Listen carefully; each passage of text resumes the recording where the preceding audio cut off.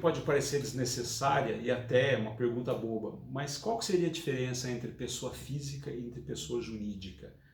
A gente sabe que esse conceito é bastante conhecido, mas é bom a gente dar uma olhadinha nos aspectos mais técnicos dessa definição. E é isso que a gente vai fazer a partir de agora.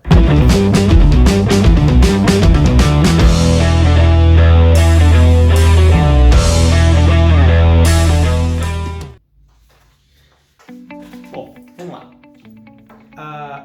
A pessoa física, que seria chamada como a abreviação que se usa para ela é PF, e a pessoa jurídica se usa a abreviação PJ. Tem alguns locais, alguns livros, vocês vão ver muito isso, PF como pessoa física e PJ como pessoa jurídica. A pessoa física, qual que é a característica? A pessoa física é uma pessoa natural, são as pessoas, eu, você,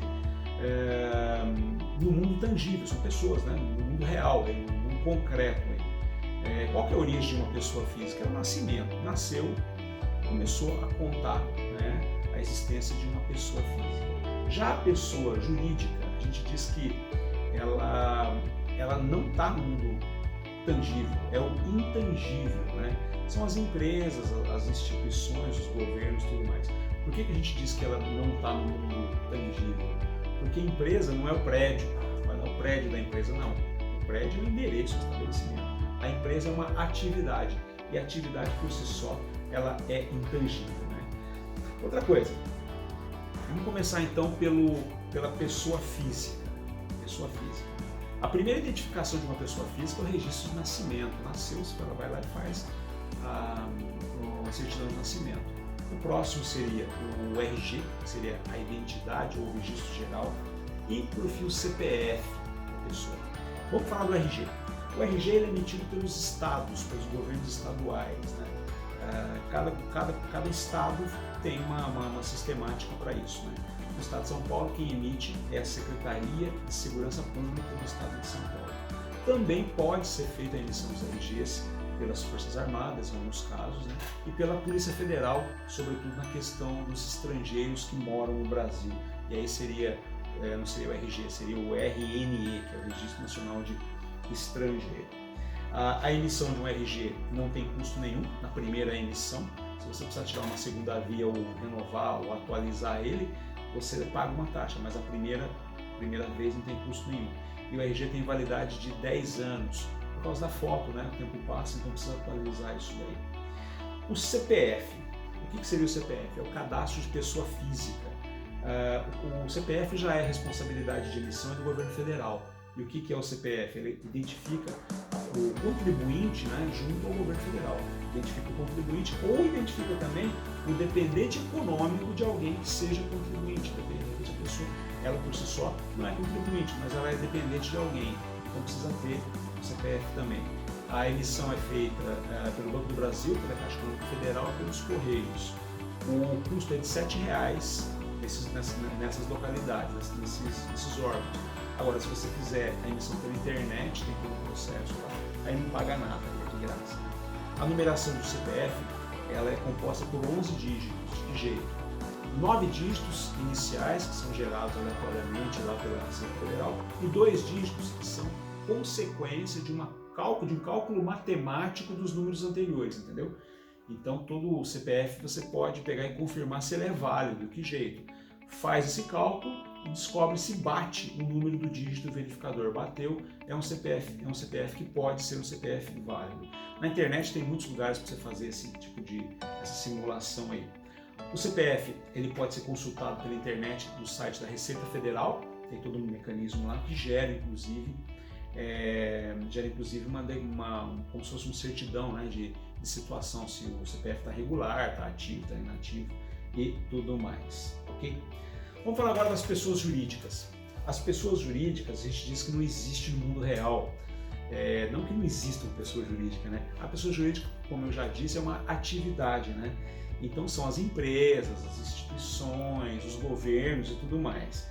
Tem uma coisa que precisa deixar bem claro, uma definição interessante relacionada à pessoa jurídica é a seguinte, ó, vou até falar de maneira literal.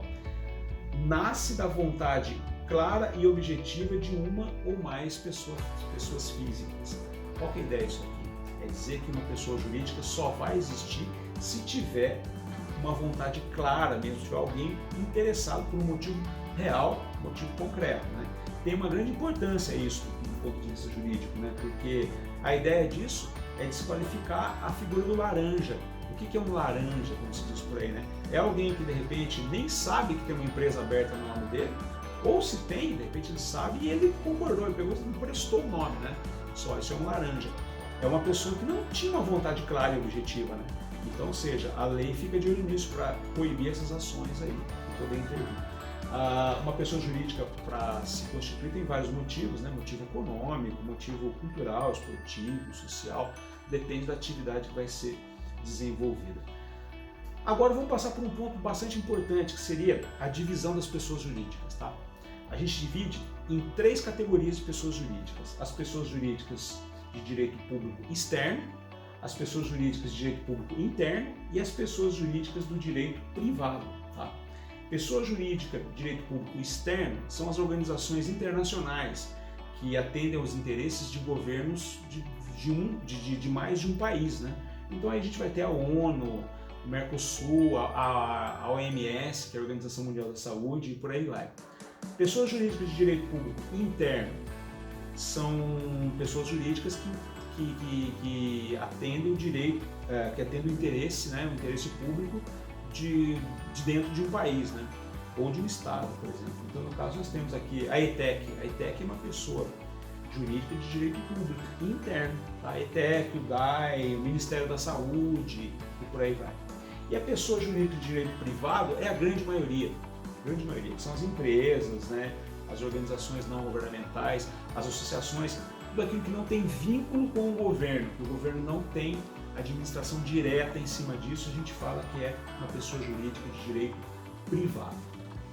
E falando agora mais especificamente das empresas, das pessoas jurídicas de direito privado, elas têm 3 divisões daí: as associações, as sociedades e as fundações. A associação é uma junção de pessoas, né, pessoas físicas, que se juntam para um interesse comum, né?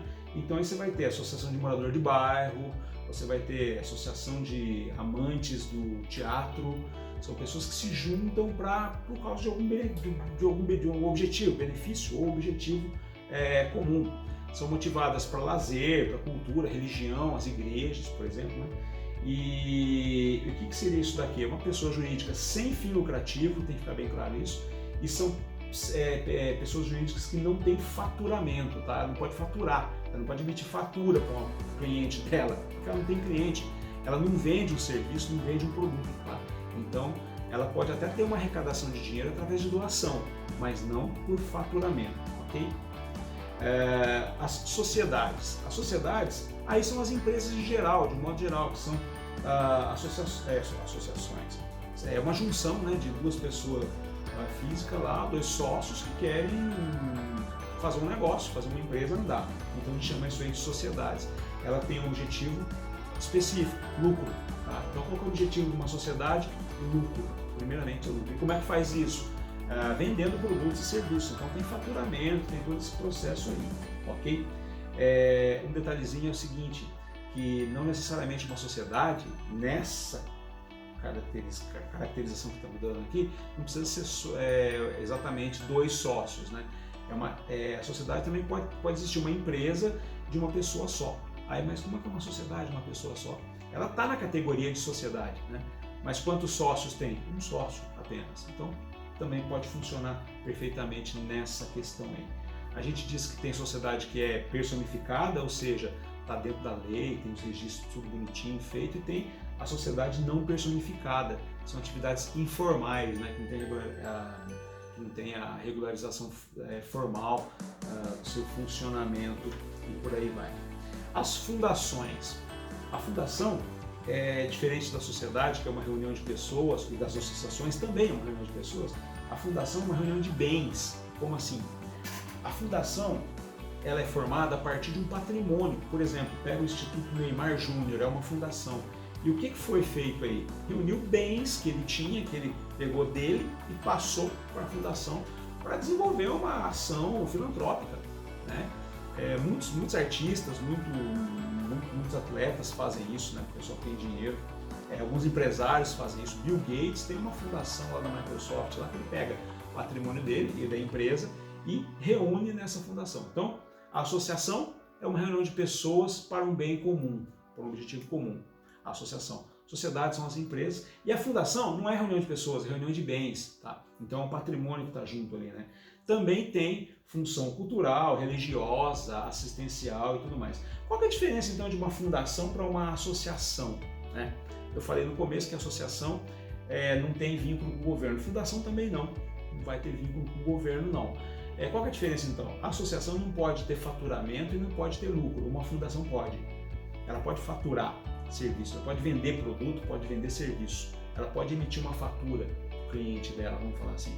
E pode ter lucro. Só que esse lucro é revertido para a própria fundação, entendeu? Tem que ficar lá dentro. Então, o Ministério Público acompanha muito de perto a atuação dessas entidades, né, que são de forma de fundação.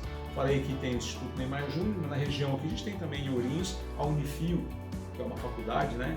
Antigamente se chamava FIO, Faculdades Integradas de Ourinhos, que ela também é uma fundação, a estrutura dela é de uma fundação. Então ela vende sim um serviço de educação superior, ela fatura, ela recebe dinheiro, ela tem lucro, né? Mas tem que ser revertido para a própria fundação. Tá, agora em relação às empresas, de modo geral, assim, vou fazer uma consideração interessante. Tem uma subdivisão também nas empresas, em relação ao capital investido, em relação a quem é dono dela. São 3 categorias: particular, economia mista e pública. Uma empresa particular, o investimento que foi feito para criar essa empresa é particular. São as pessoas assim, que não tem nada a ver com o governo, tá? Uma empresa que está andando por aí com as próprias pernas, sem dinheiro do governo. Uma empresa de economia mista, ela tem como parte do capital, ou seja, sócio da empresa, o governo. Depois que chama economia mista. Então tem sócio o governo e sócio alguém que não é do governo, que são os particulares aí. Isso é uma economia mista. Exemplo de empresa de economia mista, nós podemos falar para vocês. A Sabesp é uma empresa de economia mista. Por quê? Porque o governo do estado de São Paulo é dono da maior parte e o resto são as ações que são vendidas na Bolsa de Valores, qualquer pessoa pode comprar. A Petrobras está nessa situação também. Se eu quiser, eu posso ir lá e me tornar um dos sócios da Petrobras, comprando ações da Petrobras. Mas a Petrobras também tem como sócio o governo, a maior parte é do governo. Tá? E temos as empresas públicas, que as ações são integralmente do governo, né? Banco do Brasil é uma empresa pública, as ações são todas do governo, Correio, BNDES, são empresas tudo mais, mas o dono é o governo, sozinho, ok? Empresa particular, só os particulares são donos. Economia mista, tem sócio particular, tem sócio do governo, que é o governo, e pública só o governo. O interessante é que a empresa pública, por exemplo, embora o sócio seja só o governo, ela está como uma pessoa jurídica de direito privado. Por quê? Porque ela tem um objetivo, um negócio, por exemplo, vamos pegar aí a questão do Banco do Brasil, ela tem como objetivo prestar um serviço que o Bradesco, por exemplo, presta o mesmo serviço, tá? Então, ou seja, o serviço, a atividade é uma atividade para a sociedade, aí, como se fosse um produto qualquer. Então, por isso que a gente fala que é direito privado, embora seja uma empresa pública. É direito privado nesse sentido aí, porque ela tem uma atividade que é uma atividade comum a todos, né? Então, ou seja, qualquer pessoa pode comprar produtos dessa empresa aí, né? De forma como se fosse uma empresa particular e tudo mais. Se por um lado, agora uma outra questãozinha aqui, se por um lado a pessoa física tem o CPF, a pessoa jurídica tem o CNPJ, que é o equivalente, Cadastro Nacional de Pessoa Jurídica. Como que funciona? Da mesma forma que o CPF, você pode consultar ele na Receita Federal, entra no site lá, coloca o número lá e sai lá uma declaração, lá sai lá um comprovante se aquele CNPJ está ativo, se está regular, se está tudo bonitinho. O CNPJ ele tem o seguinte formato, são 12 dígitos, um traço e mais 2 dígitos. Tá? Esse 2 dígitos no final é igual ao CPF, é o chamado dígito verificador, ele é obtido da mesma forma. Você faz um cálculo em cima dos números anteriores, um cálculo matemático, e descobre o valor desse dígito verificador. Não vou entrar em detalhes aqui, mas assim que nem igual o CPF, Você pode entrar na internet e achar um monte de material disso, até planilha que faz esse cálculo automático para você. Tá, esses 12 dígitos do CNPJ, eles são divididos assim, ó. Os primeiros 8 dígitos dele, são aleatórios. Então, a Receita Federal define esses números aí. Aí você vai ter uma barra. Depois dessa barra você vai ter mais 4 dígitos. Esses outros 4 dígitos, eles indicam a filial da empresa, entendeu? Então vamos pegar como exemplo aqui o CNPJ da ETEC. Ele vai ter todo o número dele lá, são os 8 primeiros dígitos, uma barra, e vai ter o número 0162. Significa que a nossa ETEC é filial número 162, entendeu? Depois da gente, foi criada uma outra ETEC aí, que o CNPJ dela vai ter esse número no final aí como 0163, porque é a próxima, tá? Então é a filial. E se por acaso a empresa não tem nenhuma filial, é a empresa única, aí esse número aí vai ser 1. Então vai ser 0001, entendeu? Essa é a ideia, ok? Bom, tudo isso tem mais detalhe, né? Tem informação bem mais detalhada sobre isso na apostila. Tem os materiais da Publishei à disposição de vocês, aí os slides das aulas e tudo mais. Beleza?